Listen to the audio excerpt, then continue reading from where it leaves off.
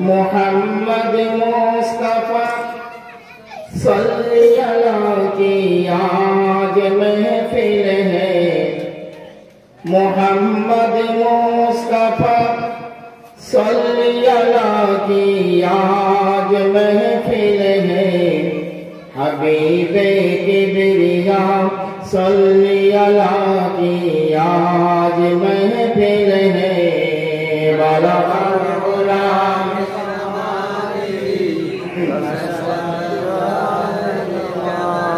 حسنت جمیع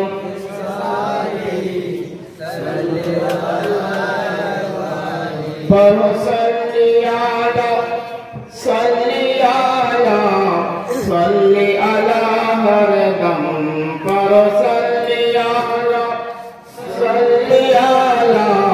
ہر دم محبوب خدا صلی اللہ کی آج محفل ہے بلغ العلا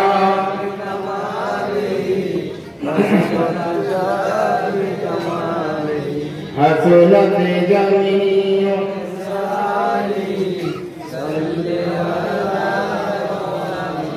فرشتے عالم بالا سے سن کر کہتے ہیں فرشتے عالم بالا سے سن کر کہتے ہیں چلو نور خدا صلی اللہ کی آج محفل ہے بلغ العلا بکمالہ حسنت جمیع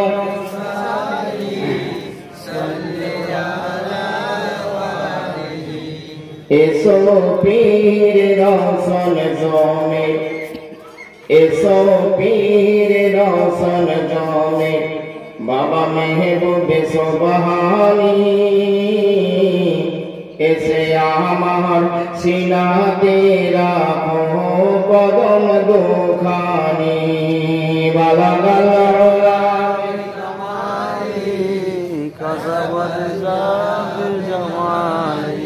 حسنت جمیع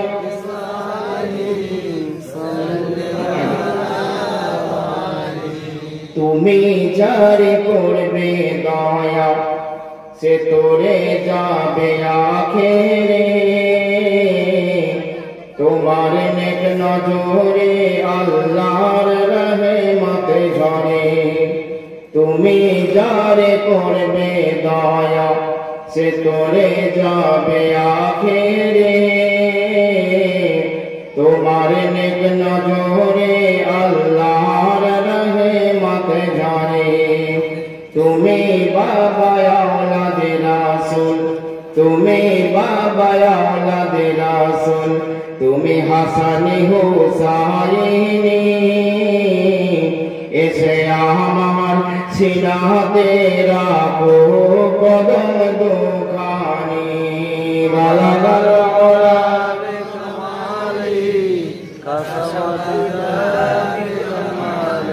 حسنت جمیع خصالہ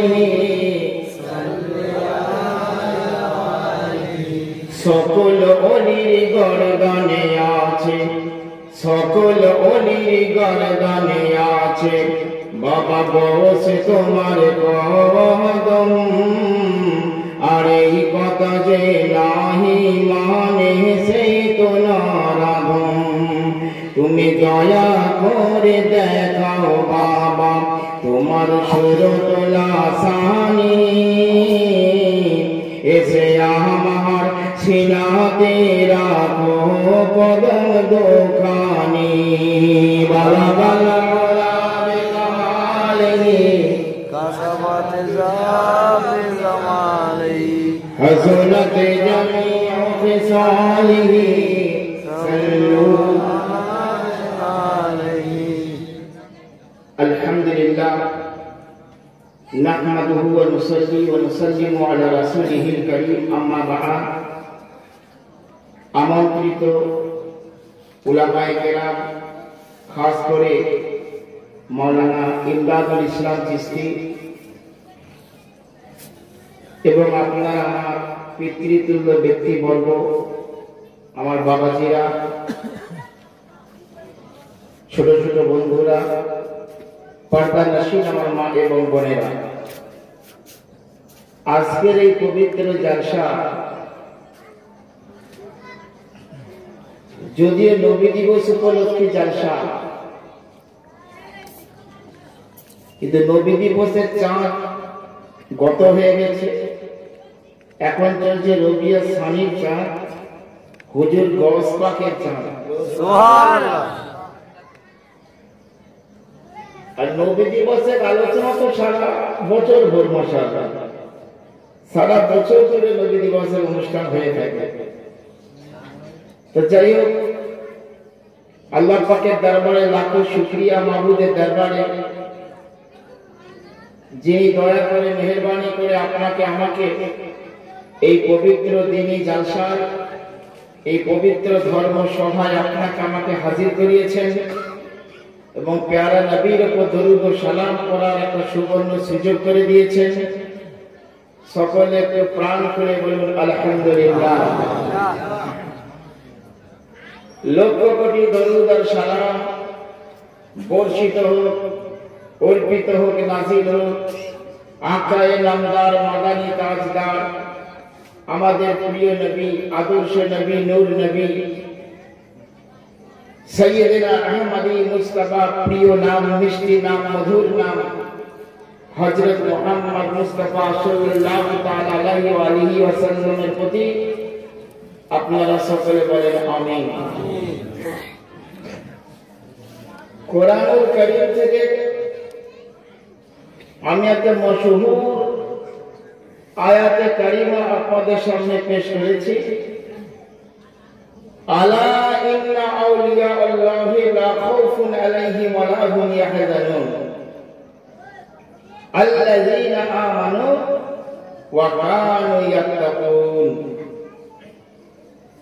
কোরআন শরীফে আল্লাহ বলছেন, বান্দারা তোমরা সাবধান হয়ে শোনো, তোমরা হুঁশিয়ার হয়ে শোনো। আলা মানে হুঁশিয়ার হয়ে শোনো, আগা হয়ে যাও, হুঁশিয়ার হয়ে যাও। ইন্না আউলিয়া আল্লাহ, নিশ্চয় যারা আল্লাহর ওলি হবে, লা খাউফুন আলাইহিম ওয়া লা হুম ইয়াহজানুন, তাদের কোনো ভয় নাই, তাদের কোনো চিন্তা নাই। সুবহানাল্লাহ। খুব গৌর করে শুনবেন, আল্লাহ পাক খুব মনোযোগ দিয়ে শুনতে বলেছেন, হুঁশিয়ার হয়ে শুনতে বলেছেন, সাবধান হয়ে শুনতে বলেছেন। ওলিদের কথা বলা হয় যে আল্লাহর ওলিদের কোনো ভয় নাই, আল্লাহর ওলিদের কোনো চিন্তা নাই। এ কথা আল্লাহ পাক কোনো মৌলবীর জন্য বলেছে না, কোন মুফতি সাহেব, মুহাদ্দিস সাহেব, হাফিজ সাহেব, আমির সাহেব এদের জন্য আল্লাহ বলেছে না, না। আল্লাহ পাক কোরআন শরীফে ওলি বান্দার জন্য বলছে, ওলি বান্দাদের কোনো ভয় নাই, কোনো চিন্তা নাই। সুবহানাল্লাহ। ওলি কারা? ওলি দাবি করলেই তো ওলি হতে পারবে না। ওলি হওয়ার জন্য কিছু শর্ত আছে। আল্লাহ পাক কোরআন শরীফের পরবর্তী আয়াতে দুটি শর্তের কথা বলেছেন। আলা ইন্না আউলিয়াল্লাহি লা খাউফুন আলাইহিম ওয়া লা হুম ইয়াহজানুন আল্লাযীনা আমানু ওয়া কানু ইয়াত্তাকুন। যে ওলি হবে, নাম্বার 1 তাকে ঈমানদার হতে হবে। সুবহানাল্লাহ। কি হতে হবে? ঈমানদার, মুমিন হতে হবে, ঈমানদার হতে হবে। ওয়া কানু ইয়াত্তাকুন, এবং তাকওয়া ওয়ালা হতে হবে, মুত্তাকি, পরহেজগার হতে হবে। যার ঈমান নাই সে ওলি হতে পারবে না। ওলি হওয়ার জন্য প্রথম শর্ত তাকে ঈমানদার হতে হবে। দ্বিতীয় শর্ত তাকে মুত্তাকি হতে হবে, পরহেজগার হতে হবে, তাকওয়া ওয়ালা হতে হবে, খোদা ভীতি তার অন্তরের মধ্যে থাকতে হবে, খাশিয়াতে ইলাহি, আল্লাহর ভয় তার অন্তরের মধ্যে থাকতে হবে। এই দুটি প্রধান গুণ আল্লাহর ওলি হওয়ার। এই জন্য বাবু আমার ওয়াজটা আপনারা অনেকে শুনেছেন, একটু বোঝার চেষ্টা করবেন। এগুলো গাড়িতে তুলে ধরে এই পাশে লোকজন দেখতে পাচ্ছেন ভাইরা আমার, উলামায়ে কেরাম বুজুর্গানে দ্বীন আল্লাহ ওলি আল্লাহরা কয়েকটা নীতি নির্ধারণ করেছেন, খুব ভালো করে বুঝবেন।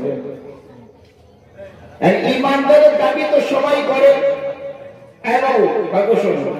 ইমানদার হওয়ার দাবি সকলে করে যে আমি ইমানদার।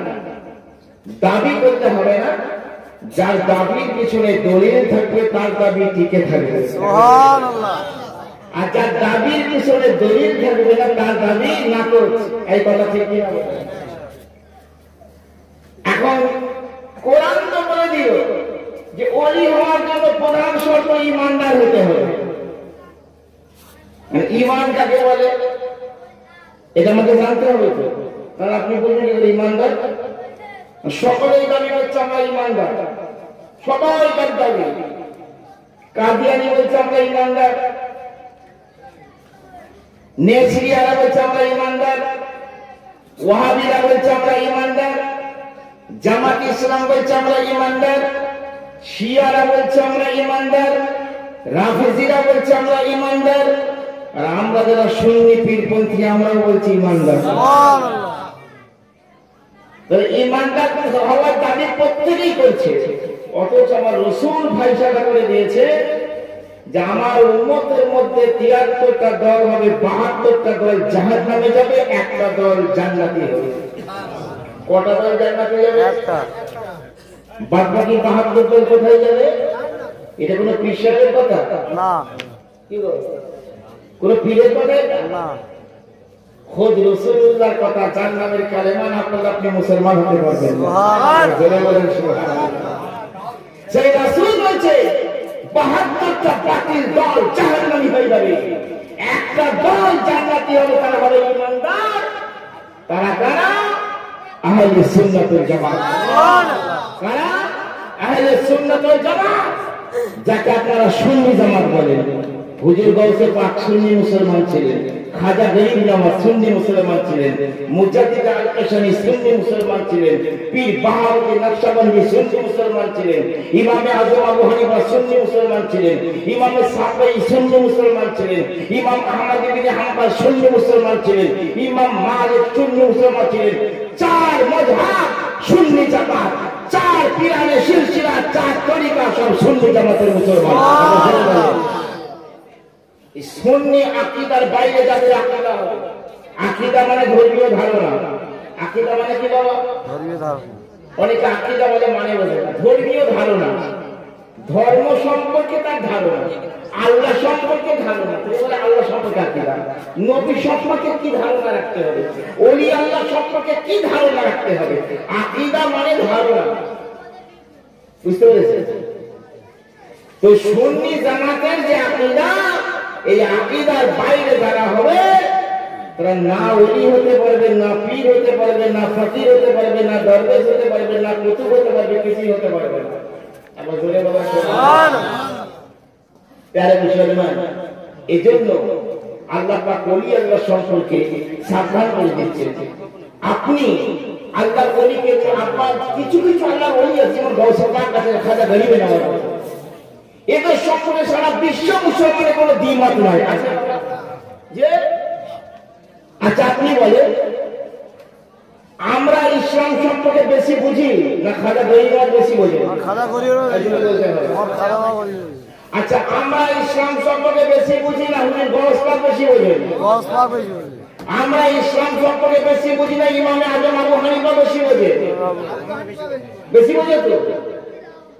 তাহলে আপনাকে উনাদের অনুসরণ করতে হবে। কোরআন বলছে ওয়াত্তাবি সাবিলা মান আনাবা ইলাইয়া, তোমরা তাদের অনুসরণ করো যারা মানুষকে আল্লাহর পথে আকর্ষণ করে ডেকে এনেছে। সুবহানাল্লাহ। তারা কারা? আল্লাহর ওলি। দেখেন খাজা গরিব 90 লাখ কাফেরকে আল্লাহর পথে ডেকে মুসলমান বানিয়েছে।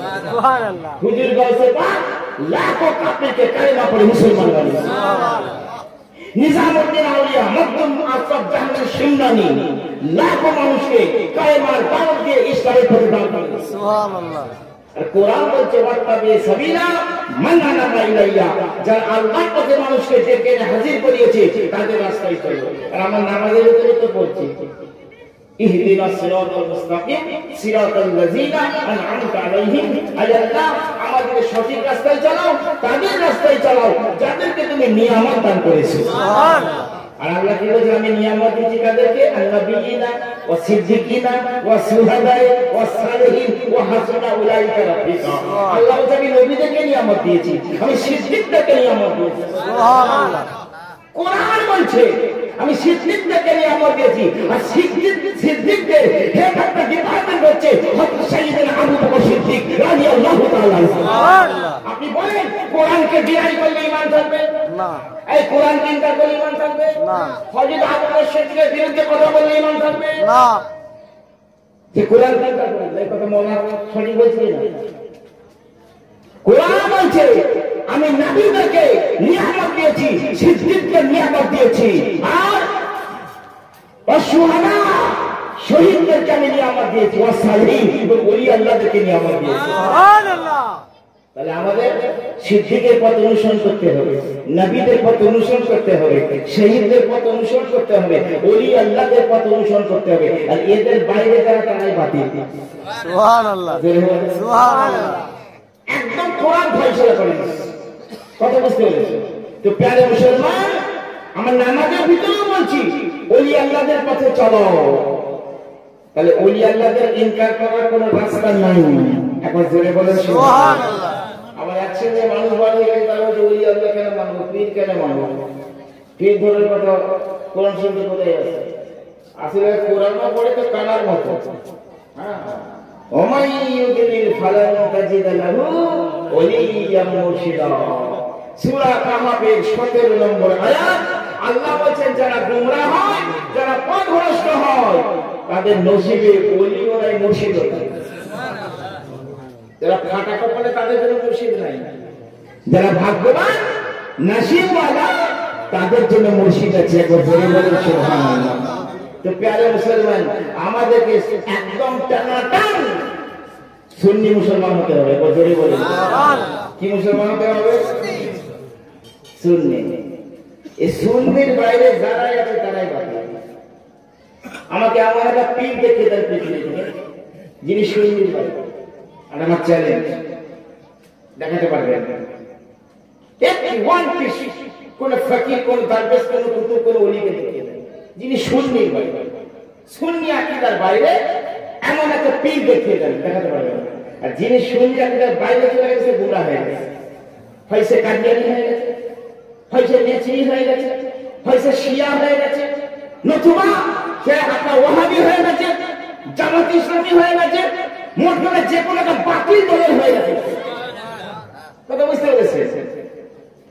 এই জন্য কবি লিখেছে, আমি অনেকবার গিয়েছি আপনাদের সামনে, একটা করে খাই গাইব, আমার দিল চাইছে ওই প্রয়োজন হলে নবীর প্রেমে দিব আমরা জান, আমরা সুন্নি মুসলমান, আমরা হুসেনি মুসলমান। সুবহানাল্লাহ। আমরা সুন্নি মুসলমান, আমরা হুসেনি মুসলমান। একবার জোরে বলুন ওই দয়াল নবী ধ্যানের ছবি, তিনি মোদের সাহারা। ওরে তারপরে হরদম গৌসুল আজম দিচ্ছে মোদের পাহারা। ওই হিন্দের রাজা, ওরে হিন্দের রাজা আজমির খাজা আছে মোদের নিগাহবান। আমরা সুন্নি মুসলমান, আমরা হুসেনি মুসলমান। আল্লাহু আকবার। যারা আহলে সুন্নাত জামাতের মানুষ, তাদের মাথার উপর গওস পাকের নেক নজরের ছাতা। সুবহানাল্লাহ।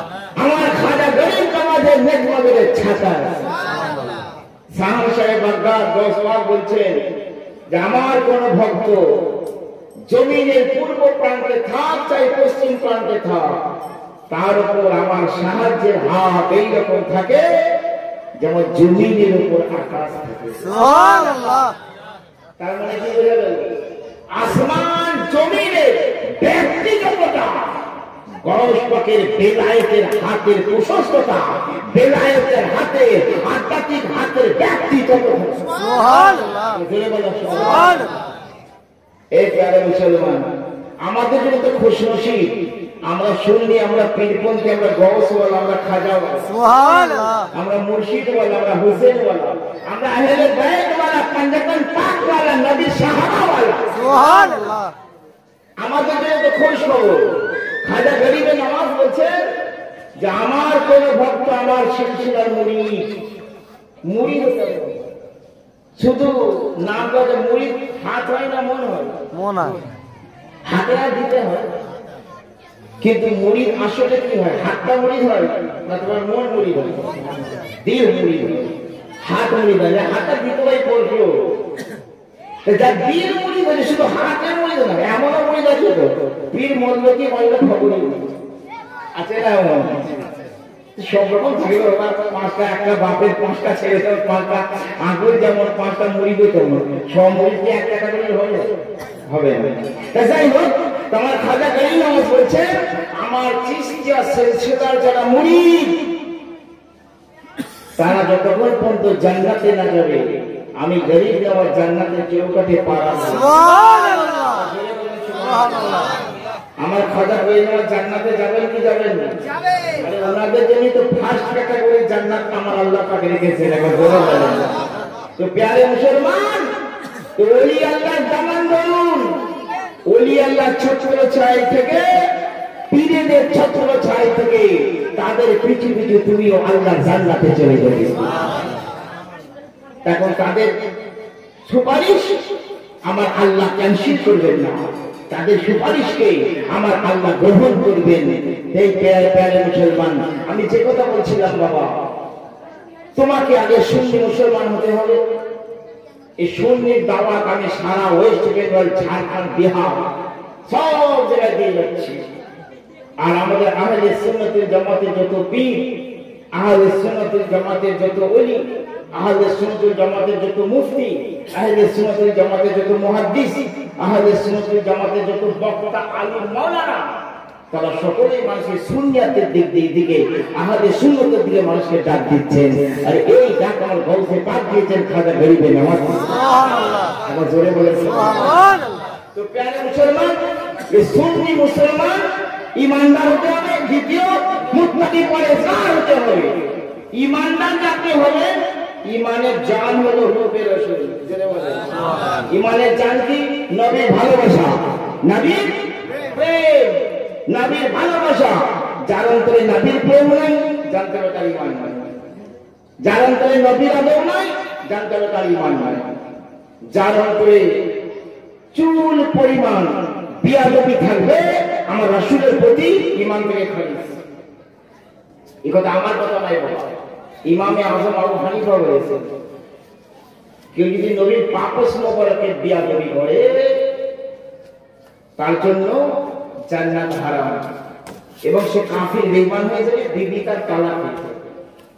নবী তো নবী, নবীর জুতো মোবারকের ফায়েজ কত দেখেছেন?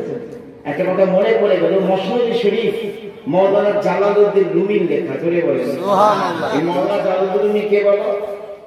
সুলতানুল উলামা, আলিমদের বাদশা, আলিমদের সুলতান। এত কিতাব পড়েছে, ওনার লাইব্রেরিটা ছিল 1.5 কিলোমিটার লম্বা,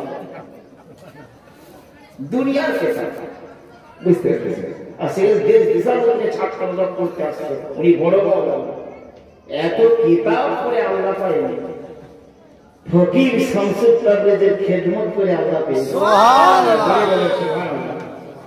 তো এই শামসুদ তাবরেজের খেদমত করে উনি এত বড় ওলি আল্লাহ হলেন। তো সেই হযরত জালালউদ্দিন রুমি তার মাসনাবিতে লিখেছেন যে যখন নবী আমার মদিনার জমিনে ইসলাম প্রচার করছিলেন, মদিনার, এখন ওই মদিনার বুকে একজন ইহুদি ছিল। এই কথা বুঝতে পারছি না? মদিনার বুকে একজন ইহুদি ছিল, কোটি টাকার মালিক, বিশাল ধনী। তারপরে বেটা ছেলে ছিল না, একটাই কন্যা সন্তান। তো সেই ইহুদি আমার নবীর পাক্কা বিরোধী ছিল। সেই ইহুদি নবীকে মানত না, নবীর নাম শুনলেই তার কাজ, বুঝতে। তো হঠাৎ ইহুদি চোখের বিমার হলো, চোখের বিমার, চোখ ফুটফুট করে, চুলকায়, পানি ঝরে। তৎকালীন যেমন ব্যবস্থা ছিল চিকিৎসা, সব ব্যবস্থা করলো, চোখ ভালো হলো না। থেকে থেকে থেকে থেকে চোখে ঝাপসা দেখতে লাগলো। হায় আল্লাহ, কি হবে? হতে হতে হতে হতে চোখ অন্ধ হলো। আচ্ছা বলে, যখন চোখ অন্ধ না, অন্ধ হওয়ার আগে পর্যন্ত চোখ ভালো হওয়ার একটা চান্স থাকে। যখন মানুষ অন্ধ হয়েই যায় আর চোখ ভালো হয়, এই কথা ঠিক কিনা? সম্পূর্ণ চোখে অন্ধ, দুই চোখে অন্ধ। খুব টেনশন, এত টাকার মালিক, দুই চোখে অন্ধ। ওই ইহুদির যুবতী মেয়েটা মনে মনে আমার রাসূলকে ভালোবাসে, মনে মনে আমার নবীকে ভালোবাসে। বাপ নবীর বিরোধী বলে, বাপকে কোনোদিন বলে না যে আমি প্রফেট মুহাম্মদুর রাসূলুল্লাহকে মহব্বত করি, কোনোদিন বলে না। বাপ দুই চোখে অন্ধ হয়ে গেছে। যুবতী মেয়ে বলে, আম্মা তুমি তো দুই চোখে অন্ধ হয়ে গেলে, যদি তুমি আমাকে পারমিশন দাও তাহলে আমি একটা ভালো ডাক্তারের সন্ধান জানি। এই ভালো ডাক্তারের কাছ থেকে এমন ওষুধ তোমাকে এনে তোমার চোখে লাগিয়ে দেব, আশা করি তুমি দৃষ্টি শক্তি ফিরে পাবে। এমন অভিজ্ঞতা আমার জীবনে নাই। মানুষ অন্ধ হয়ে যাওয়ার পরে আবার চোখের দৃষ্টি সে দেখতে ফিরে পাবে, এমন কোন ডাক্তার পৃথিবীর বুকে আছে বলে আমার জানা নাই। তবে বেটি, তুমি যখন বলছো, তুমি একবার চেষ্টা করে দেখতে পারো ওষুধটা এনে। ইহুদির যুবতী মেয়ে বাপের পারমিশন পেয়ে দৌড়ে দৌড়ে চলে গেল মদিনার মসজিদে নববীর কাছে। মসজিদে নববীতে আপনার নবী, নূরের নবী, তিনি নামাজ আদায় করতে গেছেন সাহাবায়ে কেরামদেরকে নিয়ে। যুবতী মেয়েটা দৌড়ে দৌড়ে সোজা মসজিদে নববীর ভিতরে ঢুকে গেছে। ভাইচার করে গেছে, সব মানুষ সব সচেতন করে। এই যুবতী মেয়েটা মসজিদে ঢুকে গেল কি ব্যাপার? কোথা থেকে এসেছে? সবাই বলে, ও যুবতী মেয়ে, তুমি মসজিদের ভিতরে ঢুকে গেলে, কাউকে কিছু না বলে মসজিদে চলে এলে, ব্যাপারটাকে? যুবতী মেয়েটা বলে, আমাকে আপনারা ভাগিয়ে দেবেন না, হাঁপিয়ে দেবেন না। আপনাদের ভিতরে এমন কোন ব্যক্তি আছে নাকি? ওই মসজিদে নববীর বাইরে দেখছি অনেকগুলো জুতো রাখা আছে, অতগুলো জুতোর ভিতরে কোন জুতোটা নবী মুস্তাফার জুতো মোবারক, আমাকে একবার চিনিয়ে দিন। বলে, এতগুলো জুতোর মধ্যে কোন জুতো নবীর জুতো আমি চিনতে পারছি না, আমাকে দেখে তো। ইহুদির যুবতী মেয়ে কাছে বলছে, হাদিসটা শুনুন। সাইয়েদনা আবু বকর সিদ্দিক রাদিয়াল্লাহু তাআলা আনহু তিনি উঠে দাঁড়িয়ে বললেন, ও আমার যুবতী মেয়ে, আমি তোমাকে রাসূলুল্লাহর জুতো মোবারক চিনিয়ে দিচ্ছি। সাইয়েদনা আবু বকর সিদ্দিক মসজিদের বাইরে এসে আমার নবীজির জুতো মোবারক খানা তুলে নিয়ে বুকে রেখে চুমু খেয়ে বলছে, মা, এটাই হচ্ছে রাসূলুল্লাহর জুতো মোবারক। ওই ইহুদির যুবতী মেয়ে আমার নবীর জুতো মোবারক খানা যখনই পরিচয় পেয়ে গেল নবীর জুতো, সঙ্গে সঙ্গে জুতোগুলো নিয়ে মাথায় রাখে, চুমু খাই বুকের মধ্যে রাখে, একটা কাঠি খোঁচা তুলে নিয়ে একটা কাগজের মধ্যে জুতোর নিচে থেকে কিছু ধুলো মোবারক এইরকম ঘষতে ঘষতে ওই কাগজের মধ্যে নিয়ে দৌড়ে এসে বাড়ি চলে গেল। বাড়ি গিয়ে বাপকে বলে, আব্বা, অপরচু দাওয়াই তোমার জন্য এনেছি আব্বা। বাবা এই ওষুধ যদি তোমার চোখে লাগিয়ে দিই নিশ্চয় তুমি চোখের দৃষ্টি ফিরে পাবে। ইহুদি যুবতী মেয়ে নবীজির জুতো মোবারকে ধুলোগুলো সুরমার মতো তার পিতার দুই চোখে লাগাতে থাকে। অন্তর তো ভালো হয়ে গেল। একবার জোরে বলে দৃষ্টি খুলে গেল। একবার জোরে বলে এই নবী আমার মতো, এই জোরে বলো নবী আমার মতো। নবীর কদমে ধুলো না, জুতোর ধুলো অন্তর থেকে দেখা যায় পরিষ্কার বাচ্চা ছেলের মতন দৃষ্টি তার দেখতে। ইহুদি বলে আমার অভিজ্ঞতা মাইরি এমন ডাক্তার তুই কোথায় পেলি বল? কোন ডাক্তারের সন্ধান পেলি? তার ওষুধ আমার চোখে লাগানোর সঙ্গে সঙ্গে আমার চোখের দৃষ্টি শক্তি ফিরে পেলাম। কি ব্যাপার বেটি বল? মেয়ে বলছে আব্বা এটা কোন ডাক্তারের ওষুধ নয়, তোমরা যে নবীকে বয়কট করেছো, যে নবীর কথা শুনলে তুমি সহ্য করতে পারো না, সেই রাসূলুল্লাহর জুতো মোবারকের ধুলো মোবারকটা তোমার চোখের মধ্যে লাগিয়ে দিয়েছি।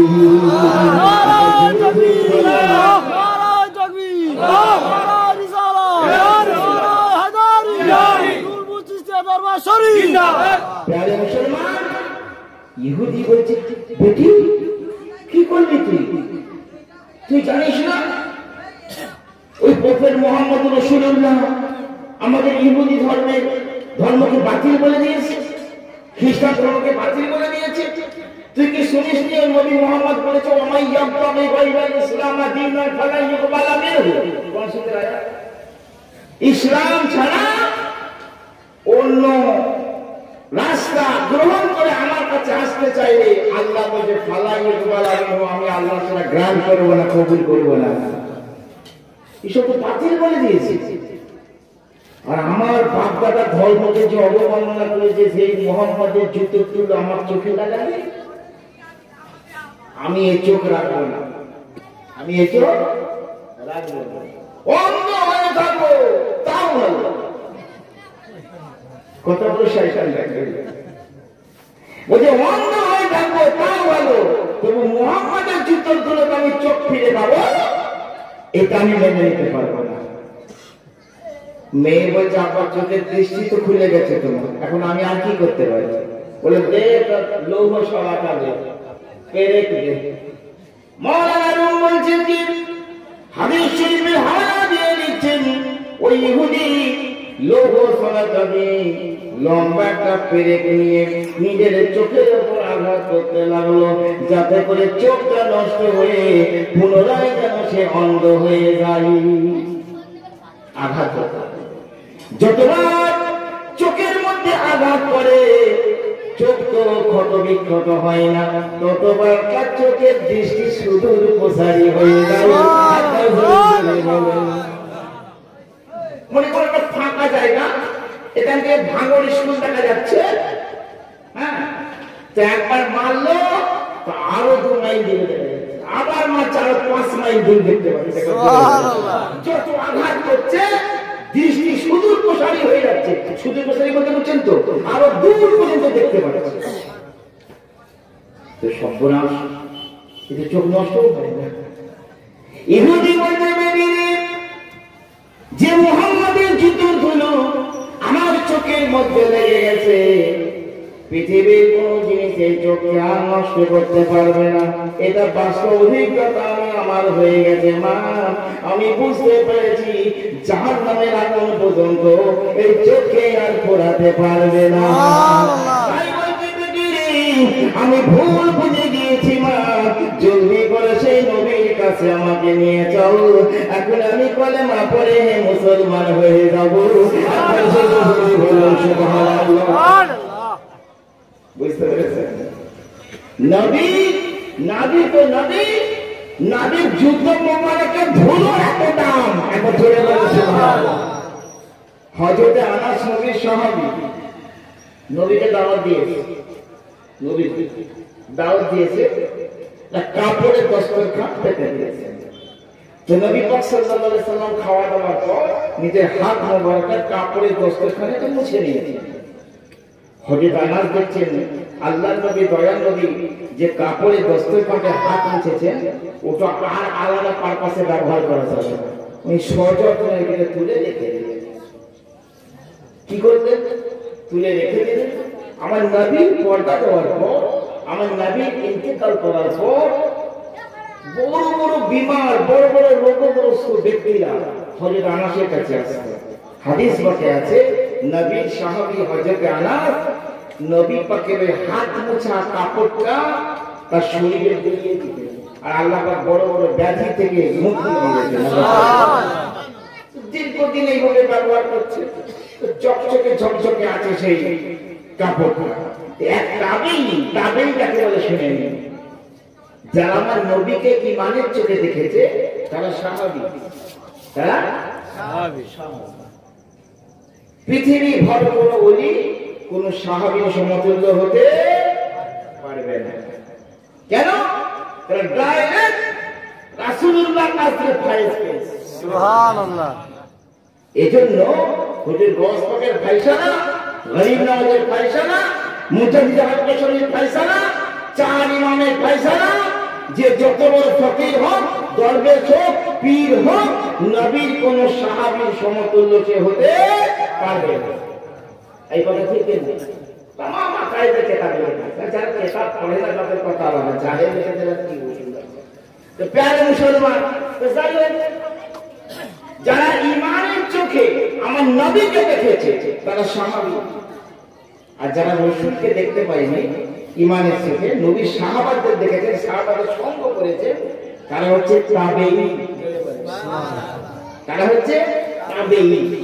তো একজন তাবেঈ হযরত আনাসকে জিজ্ঞাসা করছেন, হুজুর আপনি তো দীর্ঘদিন ধরে কাপড়টা ব্যবহার করছেন, তো এই কাপড়টা ধুলো বালি লেগে ময়লা হয় না? কোনদিন কাচেন না? বলেন না। বলে আমি এটা পরিষ্কার করি। কি দিয়ে জানো? হুজুর কি দিয়ে? যখন একটু ধুলো বালি লেগে যায়, আমি প্রথমে একবার চেক করে দেখেছিলাম, তারপর সেই ছবি পরিষ্কার করি, জ্বলন্ত আঁচের মধ্যে, জ্বলন্ত আগুনের মধ্যে এই কাপড়খানা দিয়ে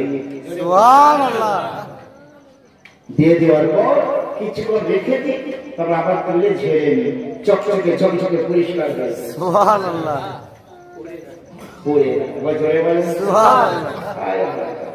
আমার নবীর দেহ মোবারকে জীবনের প্রতি মশা মাছি বসে। সুবহানাল্লাহ। হাদিস পাকে আছে নবীর দেহ দূরের কথা, নবী যে জামা কাপড়টা, যে কাপড়টা জীবন একবার টাচ করে দিয়েছে, ছুঁয়ে দিয়েছে, সেই কাপড়টা জীবনে মশা মাছি বসতে। সুবহানাল্লাহ। খোদার কসম করে বলছি, নবীর পায়খানা মোবারককে পৃথিবীর কোন মানুষ চোখে দেখেনি। সুবহানাল্লাহ। একবার ধরে বলবেন সুবহানাল্লাহ। কোন মৌলবী প্রমাণ করতে পারবে না যে নবীর পায়খানাকে কেউ দেখেছে।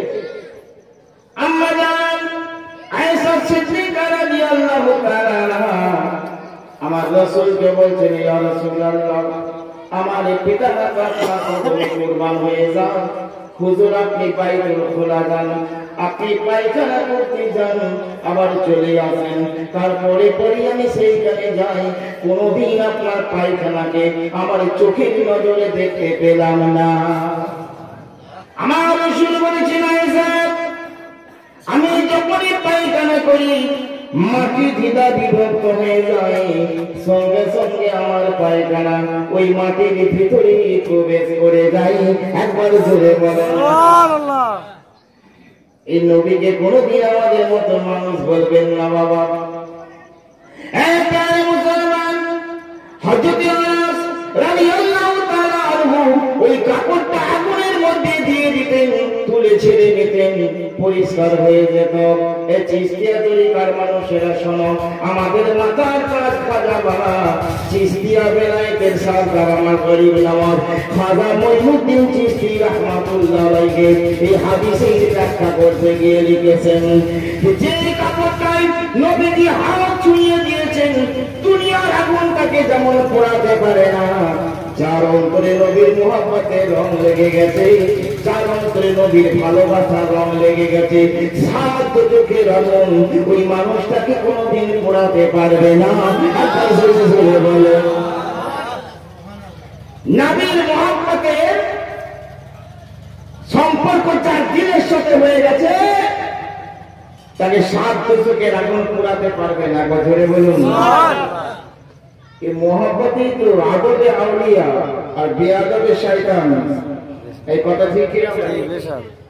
এই নবীর মহব্বতে একটা কালাম দেখুন, আশিক আমার নবীকে কি বলছে একটা কালাম শুনেন, তবে আমি আসল বক্তব্যে যাবো ইনশাআল্লাহ। এখন তুমি শুনবেন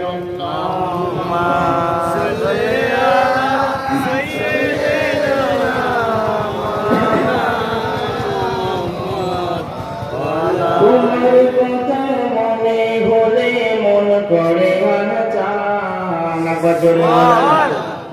তোমার কথা মনে হলে মন করে আনচান, দেখা দিয়ে শান্ত করো জ্বলন্ত পরাণ গো নবী, দেখা দিয়ে শান্ত করো জ্বলন্ত পরাণ গো। বলেন তোমার কথা মনে হলে মন করে আনচান, আর দেখা দিয়ে শান্ত করো জ্বলন্ত পরাণ গো নবী, দেখা দিয়ে শান্ত করো জ্বলন্ত পরাণ।